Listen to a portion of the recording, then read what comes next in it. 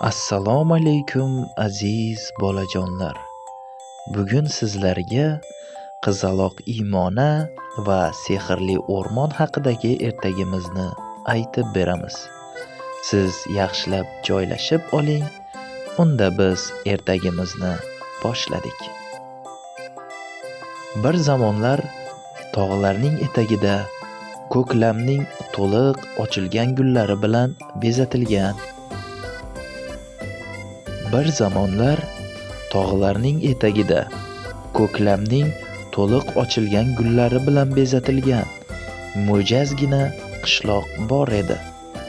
Bu qishloqda Imona ismli yosh qizaloq yashar edi. Imonaning eng katta qiziqishi o'rmonni sayr qilish edi. U yerda u har kuni yangi sarguzashtlarni kashf etar edi. Bir kun Imona o'rmonning chuqurroq qismlariga kirib ketadi va o'zini sehrli dunyoda topadi. Bu yerda daraxtlar gapira olar, hayvonlar inson tilida so'zlashar va har bir gul o'zining hikoyasiga ega edi. Imona o'rmon ichida kezib yurganda, u bir chetda yig'layotgan kichkintoy tulkiga duch keldi.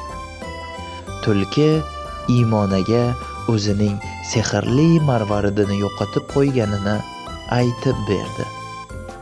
Bu marvarid tulkining oilasiga avlodlar davomida meros bo'lib kelgan edi. Imona tulkiga yordam berishga qaror qildi va ikki o'g'lon marvaridni izlab o'rmonni kezishni boshlaydi. Yo'l-yo'lakay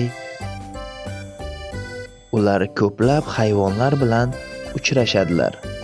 Aqlli bug'i, o'ynoqi quyonlar va hatto shamol bilan suhbatlashadigan daraxtlar. Har bir mavjudot ularga marvaridni topish yo'lida yordam berdi.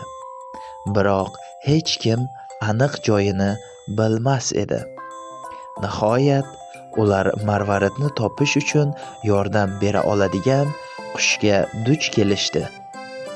Qush ularga marvaridni kuchli shamol esganda o'rmonning eng baland daraxtiga uchib ketganini aytdi.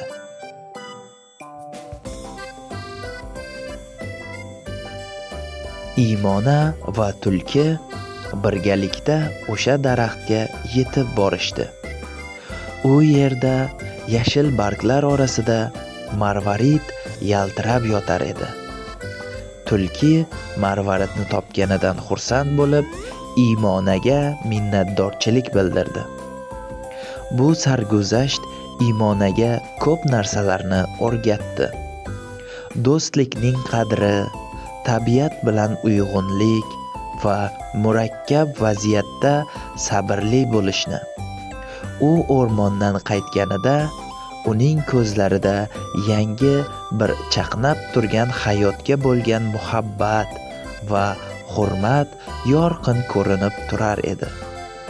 Qishloq ahli Imonaning o'rmondagi sarguzashtlarini qiziqish bilan tingladilar va uning hikoyalari qishloq bo'ylab tarqaldi. Imona esa har doim o'zining sehrli o'rmonini va u yerdagi yangi do'stlarini eslab yurardi. Bu ertak qizaloqning o'rmondagi sehrli sarguzashtlari va o'rganishlari haqida hikoya qildi. Bu ertak sizlarga do'stlikni, sabr-toqatni va birgalikda ishlashning kuchini o'rgatadi. Shuningdek, ularni o'z atrofidagi tabiatga hurmat bilan qarashga ilhomlantiradi.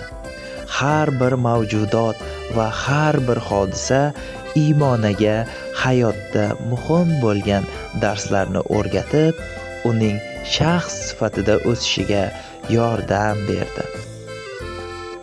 Xo'sh bolajonlar, ertagimiz sizga yoqdimi? Unda keyingi ertaklarimizda diydor ko'rishguncha xayr deb qolamiz.